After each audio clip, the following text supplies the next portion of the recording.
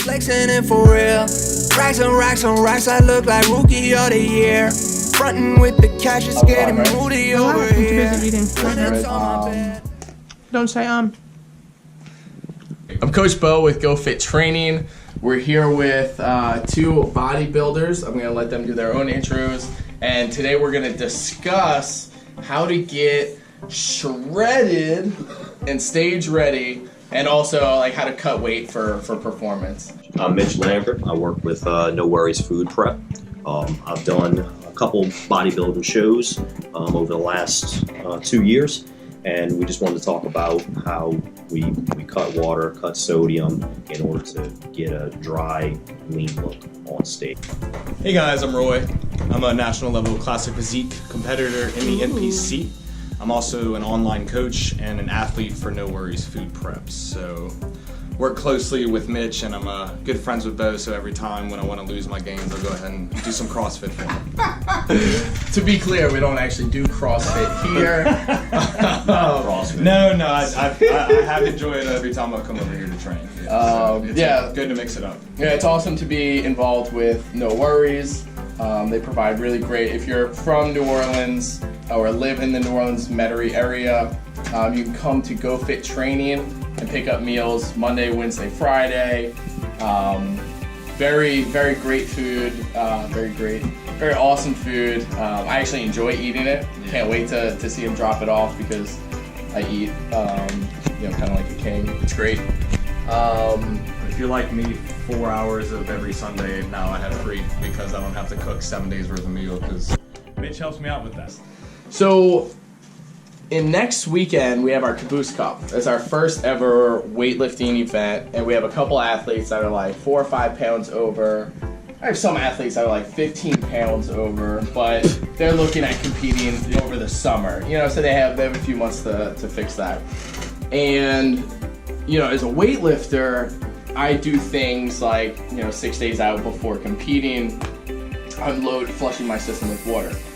Loading water, and the idea is to overwhelm the system so that when I weigh in on Saturday morning and I stop drinking water on Friday, my body's saying, okay, I'm still flushed with water, I still need to release that water. So it's kind of like what we call a water cut.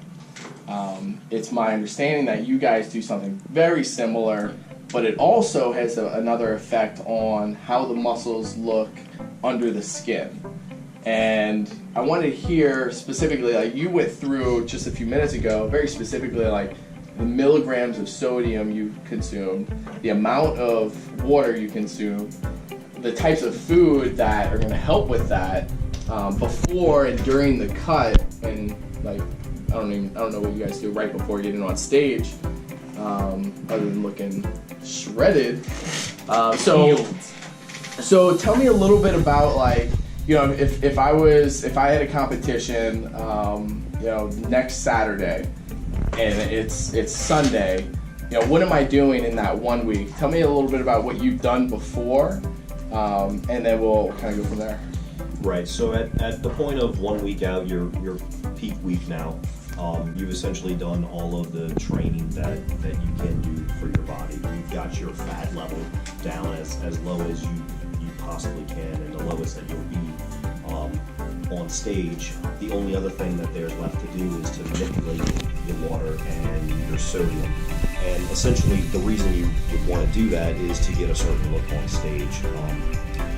There's a lot of competitors that stand out, or the competitors that are leaner, drier, harder, more vascular looking. What's it mean to be dry? Dry, so at some point your skin will actually look and feel thinner when all of the water is pulled out of it. So you'll actually see more of the actual muscle underneath the skin that you can't typically see just because of the layers of water that lay in between your muscle and those outer skin. That's a soft look. So do you look that way when you're bulking? All the time. It's pretty bulky. So you're bulky right now? I'm in full bulk mode, as you can tell if I'm a polar bear cheeks. Yeah, but I'm eating well and training. So I usually have what we call death face when you get close to the show, to where Right, your face sinks in. yeah, you can tell you're really lean when my eyes get really deep in. You can see the lines going into my cheeks, and that's probably one of the last areas that your fat and your water get pulled from. So Yeah. Right. got a face transformation as well as a body transformation true. halfway through the year. What should my intake look like a week out? So the way I've done it in the past, I've done it a few times just to experiment, or for fun, I guess you would say, just to see how my body reacts to different things. And kind of what I've seen that works best for me is to start loading on Sunday. If the competition is going to be Saturday morning, I would actually start loading on sodium Sunday, Monday, Tuesday, and Wednesday. So at that point, I would be consuming probably 4,000 milligrams of sodium, which would be slightly higher than just the food that I'm eating. At that point, I'm actually having to take like thermotabs to get additional sodium in my body to achieve those levels. And a thermotab is just a tab full of sodium? Just sodium. Where do you get those at? You sell those at GNC? Walgreens. Really? Walgreens, CVS, Why would pharmacy. why would do those exist? Dehydration. Is it just in case you are dehydrated? Correct. Yeah, it's For basically a bodybuilding. pill version of Pedialyte that the bodybuilding community found very useful. So essentially, Okay. so Construction essentially your workers body will is- take them. Yeah. Yeah. Especially if you're in a job where you're in the heat all the time and you're sweating, you don't obviously have time to pound 2 gallons of water. If you're working a full 8-hour shift, obviously, and not everyone drinks enough water, so people sometimes just substitute before taking these tabs. Okay. Right. Interesting. And the additional sodium, I mean, that's the whole point, right? The additional sodium is you want to hold water in your system. So at the beginning of the week, you're trying to achieve the most sodium and the most water that your body can hold. You know, so you take sodium supplement in order to put additional into your body. At the same time, you want to up the amount of water that your body is used to processing and flushing out of your system. You know, so if I'm drinking a gallon to a gallon and a half of water each day, I'll actually up that to about 2 gallons a day from Sunday through Wednesday. Again, doing about 4,000 milligrams of sodium, which is pretty high for me. At that point, your body is full of sodium. You are smooth because you're full of sodium, full of water. So you're kind of soft. at this point. You're Do you ever soft get worried? Everybody gets Yes. in there. Yes. You are your Everyone's worst worried. enemy during peak week, which is a lot of times why people utilize nutritional and fitness coaches, because you need somebody that knows what they're doing, looking at you and telling Right. you common sense. Yeah. Right. It's like right before a competition in weightlifting. 3 days out from a meet, I'm missing 85%, 80%. Yeah. I'm like, oh man, this is going to be embarrassing. That, unfortunately, our brain uses 60% of the carbs we have that we eat. So Yeah. when we don't eat carbs, your brain doesn't work, and so Yeah. you start having all this doubt that you wouldn't usually experience. Being generally people who compete in bodybuilding, who compete in Olympic weightlifting, have a lot more confidence than a Yeah. regular person, and that goes completely It goes out away the window. when you hit your peak week. I would have never even That's true. thought of that. Yep. You can look your best, but you will. I was walking around my peak week before nationals last year, just thinking I'm going to do terrible. I Yeah. look awful. I'm flat. I have loose skin. Yeah. All the worst thoughts that you can think of. And so this is on Wednesday, right? Right. So this is Sunday through Wednesday. Some people may not have to load as long, but I chose to do that. It seemed to It work differs well person to for me. person. It definitely differs person to person, and you should definitely try it and experiment with yourself before you decide you're going to step on stage and Yeah. try something 3 days before. So then Thursday, I would cut my sodium essentially in half. So I would just consume 2,000 milligrams of sodium. I would consume it probably through the first 2 or 3 of my meals that I would take in, but I would continue to drink water. So I'd cut my sodium halfway through the day. I would drink 2 gallons of water still that day, as I was doing before. And what that's going to start to do, it's going to start to take that sodium and it's going to start to push it out of your body. You stopped putting sodium into your body. So as your body is getting rid of all this extra water that you're putting into it, that it's not used to having, it's going to start grabbing that sodium and pulling it right out of your body. So then on Friday, when I wake up, I don't consume any sodium. So all of my meals consist of, basically dry chicken, with no seasoning on it, and I'll drink 1.5 gallons to 2 gallons of water probably before noon. So no sodium that day. You put an excessive amount of water into your body, and because you're putting so much into your body and you spent the last 24 hours flushing the sodium out of your body, now that water is not going to stay stuck in your body. So you're drinking that water and your body's just going to start to flush. So every 5 or 10 minutes, using the bathroom, No way. water, you can literally see your body start to dry out, throughout the day. So you'll start to drop weight. It's all water weight that you've been putting into your body. But you'll start to see, your body will actually start changing. You'll start to see a drier, harder look come about. The amount of time that your body flushes kind of depends on the person and what your body does with all that sodium and water. I've probably flushed water between 8 and 10 hours, I would say, and then I pretty much stop. I just know, for me, that's And so you're talking about from the last gallon, the last drop that you take, that 8 hours, your body's still like, okay, I still have more water. Get it out. You're still going. It'll slow down a little bit, but I mean, the first couple of hours, you're going to the bathroom every 5 to 10 minutes. I would say you'll slow down once it gets towards the end, but you'll still be going. Okay. So, but I've pretty much timed it to where I can completely get 95-ish, I guess, percent water out, and then go to weigh in at the very least weight that I possibly can. And then at that point, after you finish your weigh-in, that's when, from any type of physique or bodybuilding or classic physique competition, that's when you would want to start putting some food and sodium back into your body in order to achieve that final look that you're going to have on stage. You're not going to put any water back in your body. You're going to maintain that dryness by staying dehydrated, but you want to put you want to put food back in your body. You want to put the sodium back in. You want to put the carbs. You want to put fat back in your body. You can correct me if I'm wrong, but protein at that point really not going to help you. Really no point to eat I'll it. eat 4 ounces of protein the day of the show, and that's it. Right. Just for fun. Okay. Yeah, I'll eat. I'm used to I remember this. eating It'd feel weird if I did beef jerky and a pizza. Yeah. After I did weigh in, after I had all that water pulled out of my body, essentially all of that food, those nutrients, the fat, the sugars, all of it will go back into your muscles. I don't have the scientific. We can probably tell you more scientific, but that's pretty much how it works. The next morning you wake up, you're full looking, you're dry, you're lean, you're vascular, and then you can step on stage. Probably a little different. Roy can talk about some performance, stuff. I know you did wrestling and some cage fighting, so Back you my may be able younger to tell years. some more about that. But it's because it's a completely different. I've been in a weight cutting situation almost my entire athletic career because I went from wrestling to cage fighting to bodybuilding, and it took me probably the first 2 years of bodybuilding to realize you can't cut weight the same way because performance and aesthetics are two completely different things. So when you're cutting weight for performance, such as wrestling, when you're making weight for an Olympic meet, the number one thing you need to do is get down to that weight on that day.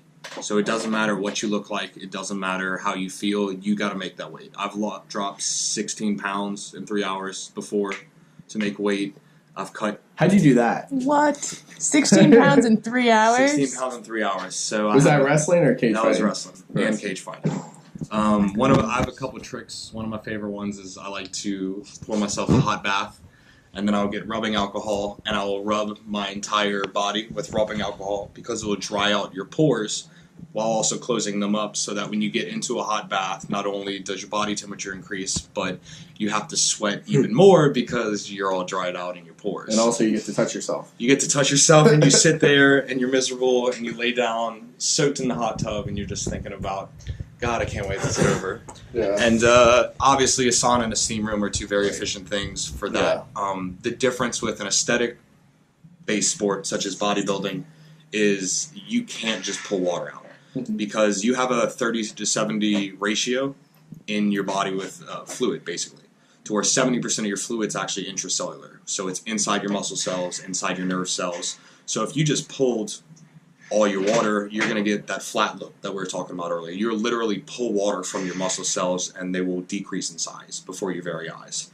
I learned that the hard way, making weight for one of my first classic physique shows, not bodybuilding. Because bodybuilding, you're not really concerned about your weight. But for classic physique, such as Mitch and I did, you have to make a certain weight class based off your height. That's why you want to get as low in weight as Correct, possible. because you want to. There's a cap. Yeah, the whole point of the height and the weight ratio for the classic physique division is that we all should be the same size, basically, with against who you're competing against. Yeah. So if everyone's the same weight and the same height, it's going to be very easy to determine who's the most proportionate.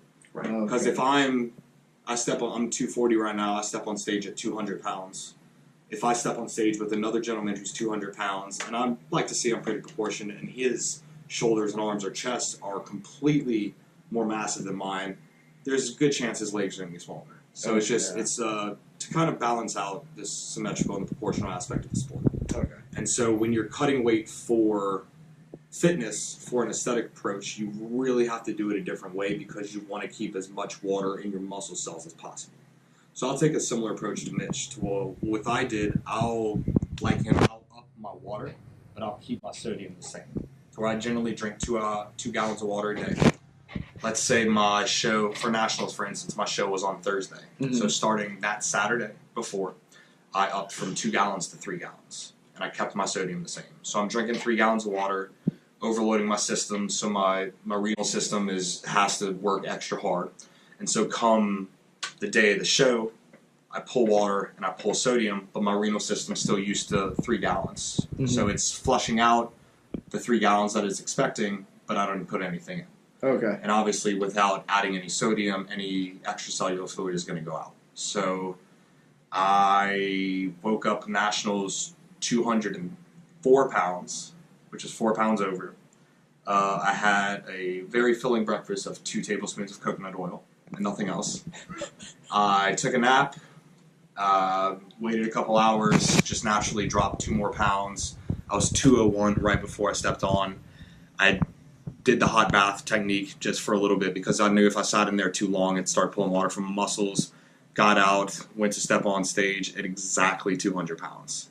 So as soon as I'm done weighing in, the first thing, obviously what most people think of is food. And in bodybuilding, everyone talks about the carb up process. Well, carbs aren't going to do anything if you don't add sodium back into your diet for several reasons. So your sodium potassium pump in a lot of your muscle cells will actually help push, because as much as we like to, because Mitch was saying you got about 95% of your water out. There's always going to be some water inside between your skin and your muscles. So that adding sodium without adding water will basically force water into your muscle cells to prevent you from dehydrating. Because that's when you get the cramps, you're actually dehydrating in your muscles. So you're lacking water in your muscle tissue. Also, so I'll carb up, I'll take sodium. The carbs will help my glycogen storage. The sodium and the carbs will basically push any extracellular water I have in my body into my muscle cells so you get that paper thin look on your body. Mm-hmm. Before I step on stage, during the day of the show, I'll continue to eat carbs and I'll eat fats because fats will slow the release of the carbs so they kind of have that sustained energy and that sustained pump, basically. And then everyone knows you do the pump up before you go on stage. Well, fortunately, you need sodium to pump up. Sodium is also very important in muscle contractions, which goes into play for functional athletes as well, because sodium triggers nerve cells to send impulses to your muscles to contract. So if you're lacking sodium, or the layman terms, if you're dehydrated, you're not going to contract your muscles properly. Again, this leads to cramping. This leads to a less exertion of force. So for you, for instance, if you didn't have a good amount of sodium in your body before a lift, your muscles wouldn't contract as powerful as they could. So you would detriment your lifts, basically. For me, being an aesthetic athlete, getting that pump, trying to get as much blood flow as I can into my muscle cells so I look bigger than I actually am, I need sodium so I can, flexing is contracting your muscles at the end of the day. Doing a curl and holding a bicep flex for a long period of time is basically the same movement. Yeah. And so I'll add sodium to all my carb meals. And a little trick I do right before I step on stage, I'll actually take 2 packets of salt, put them in my mouth, and it sounds awful. And it is awful. And these are packets. These like, are literal like little I go diner usually packets. it's in a hotel, and I'll go to a restaurant in a hotel, and I'll literally go and steal some salt packets, put them in my mouth, and within 5 minutes, once I get past the oh my god I'm gonna die, Yeah, my friend, because you're kind of like you haven't drank any water. I've had You probably I've have cotton mouth. 16 like, ounces of water in believe. the last 2 days for Yeah. this instance. That's rough. Not only does it help with everything I just said, the muscle contractions, but as we all know, hypertension is caused by high sodium because sodium does increase your blood pressure. For bodybuilders, we actually kind of want that for a little bit of time because increased blood pressure increases vascularity. Mm. So not only will my water be pushed into my cells, I'm more vascular, and I can contract my muscles. So a lot of people, they'll step on stage and they won't look that good, and then they'll go eat a bad meal, and they're like, oh, I look so much better after the meal. It wasn't the meal. It was the sodium. Because you can't just completely cut sodium out. As an athlete, as a weightlifter, as an everyday human walking around, sodium is extremely important. And the slippery slope that people fall into, why they get afraid of it, is because the hot sauce and the Tony Chachere's that I put on my food is still nowhere near the sodium you get in processed food.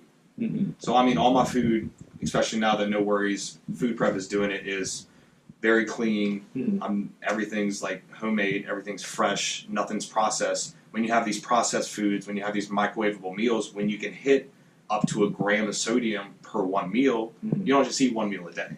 Right. So I mean, people go, oh, you putting hot sauce in your food, that has salt in it.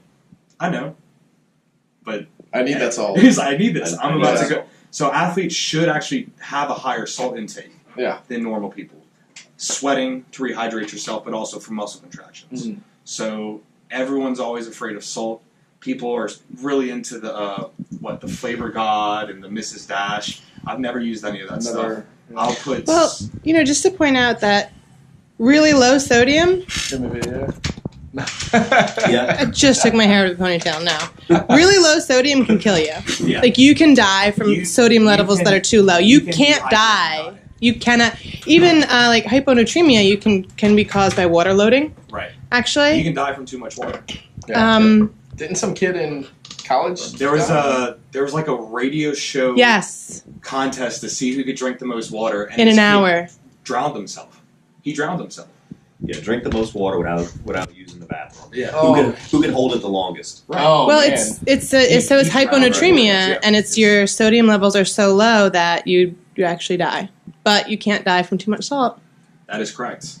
Eventually, over time, you can develop hypertension, but that's usually if you have a genetically predisposition to it. Mm-hmm. So, And if you don't exercise. and if you don't exercise, that's the key word because I wouldn't take this much intake if I wasn't, working my butt off 6-7 days a week. I'm The feeling eating that. right after, I think, is like it's rejuvenating. Once you're done, I finish training here. I go grab them, I heat it up, and then I start eating it while I'm stretching. And once I'm done, I have energy. You feel great. You feel you're energetic. And that's one of the things that, like, after you weigh in for weightlifting, and this is something very important to you guys, it's not so much drink as much water as possible. You need to eat. If you've been dieting really hard, you need to eat as much as possible for the first 30 minutes, and then drink, and then rehydrate, and then replenish. But like what you're going to be eating might be high in carbs, high in protein, not so high in fat, because you want a lot of carbs, a lot of protein, and then get Pedialyte, multivitamin, whatever other carb protein supplement you want to add to that. I take Nothing new. Don't add in anything new the day of competition. Yeah, don't change anything. Don't go out for fast food and get a pizza that you've never had before. That's what's something a lot of athletes in general do wrong is they'll change it up a couple of days before. It's like if you've been doing something for I was in prep for 6 months last year. If I had done something drastic the day before, your body gets used to eating the same stuff for 6 months. Yeah. When you try to change it up, that's how a lot of people ruin their physiques, basically. Right, Yeah. and a lot of that is you getting into your own head.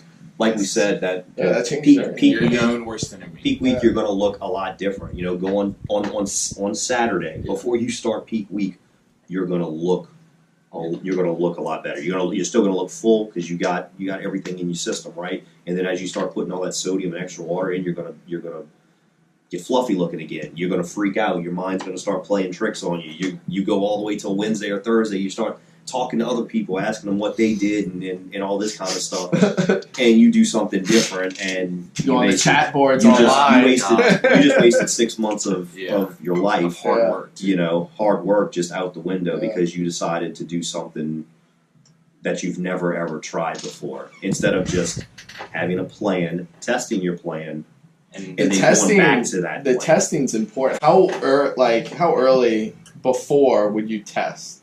Because testing, it's gonna take a lot out of you, right?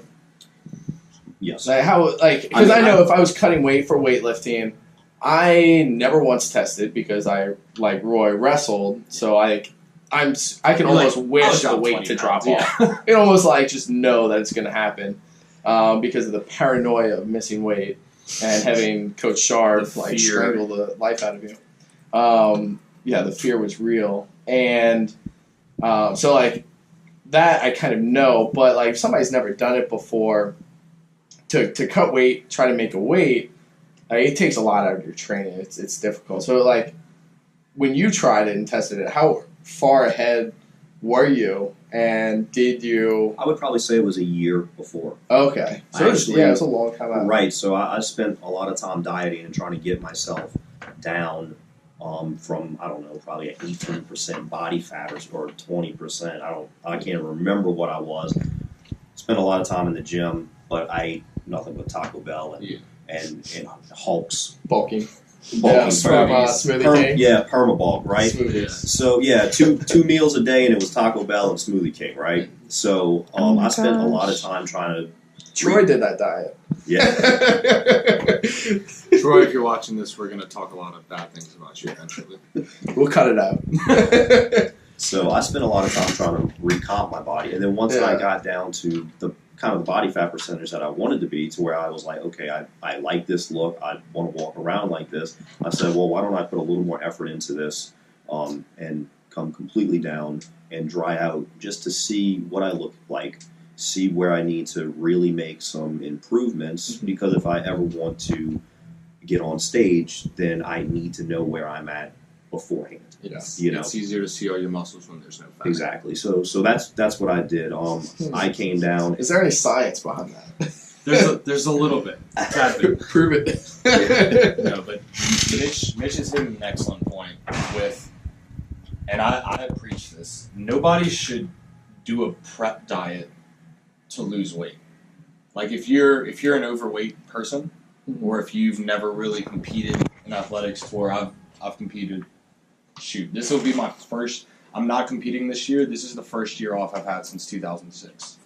So I've been competing for 12 years, and so I kind of have I know the trials that I have. But if you just go straight from your everyday life to trying a hardcore, because prep diet is a hardcore crash diet at the end of the day, and if you try to do that without knowing what your body's capable of, it's not going to end well. Where Mitch probably did the perfect way, and patience is the biggest factor you can have in your corner when it comes to bodybuilding, because if you're not patient, nothing will come for you. Right? The people that rush things, that rush diets, that rush the extra supplements never turn out well. So you need to kind of know your body. You need to know what it takes to diet before you diet hard. Yeah. So Mitch handled it perfectly, trying to test himself for a year, see what he can get down to, see how his body responds. Because, me and Mitch are perfect examples. I'm a couple inches taller, and I have what's considered thick skin. I've really watery skin, so I hold a lot of extra water. Yeah. And some people just naturally hold more. It all boils down to the mesomorph, endomorph, ectomorph kind of thing. Yeah. What your body does. So you need to know your body before you kind of partake in a pass. I tell people about that when they want supplements, because they want what type of pre-workout, post-workout, intra-workout, fat burner. I need all. What did these you things. do to do this? Well, 13 years ago I started in the gym. Yeah, spend the first 3 months making it here consistently. Right. Then let's cut out bread see how that changed Let's your body. eat food first. Yeah. Real food. Real And food. then, real food. Right. And then let's introduce one supplement at a time every month and see how your body responds. One of my newer clients, she's like, I sent her diet. She's like, all right, what's my fat burner? The food I just sent you is your fat burner. That's you don't need a caffeine pill. Yeah. Eat this food. Eat nothing but this food and your occasional cheat for the next month. I promise you to lose more weight than popping. Yeah. It's not. We don't have Oxy Elite anymore. We don't have the magic like. I used to sell that so much. That was the magic things thing. nowadays. I mean, caffeine's great. Like caffeine does boost your metabolism. I drink 2 cups of coffee when I wake up. That's it.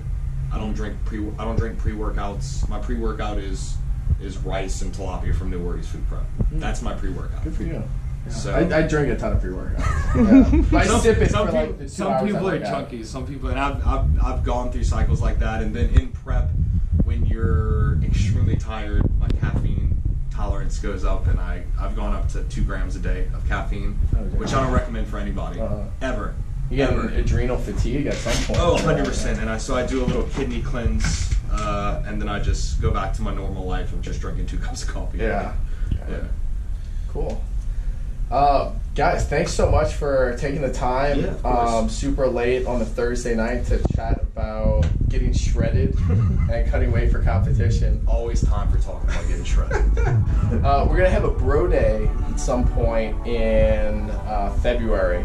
So keep that out on the calendar. Some date in February.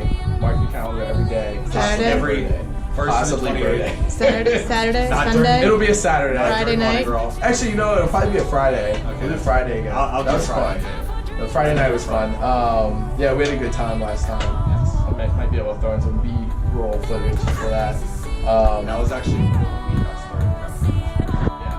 So that was the first week that I got everything. Yeah, you were taking the workouts very seriously. I actually need this pump. Yeah, so like everyone was kind of having fun on the side, and Drinking sneak off, and, beers. like I hit a couple of curl sets. I was like, "What are you doing?" I was like, "This is actually my workout today. I gotta do it." Strategically planned. No, definitely. And then I know Mitch and I will be at the Caboose Cup next Saturday, so I'll be there, kind of helping out, just spreading the good word of fitness down. Yeah. Right. I think we decided what we're going to do. So for anyone who's working with you, we could try Yeah. but we're also going to have meals for people to try, and we're actually going to sell them probably at a very reduced cost, just to get the food in people's hands. And then if someone wants to place an order right there in front of us, we'll give you the meal for free. So to try some of the stuff, and to get some orders in there and get everyone eating right. Always a good thing. So Awesome. Especially when it's healthy. could be free food for a lot of for real, people. for real. So If you tell me there's free food, I will definitely show up at your party. I also think carrots are a good party food. Carrots. I love carrots. Carrots, celery, and hummus. Oh. Perfect party dish. That's Yeah, the That's veggie what tray, that's all me. Cut up bell peppers. Yes, that's all me. Love it. Yeah. all right, guys. Thanks so much. That was awesome.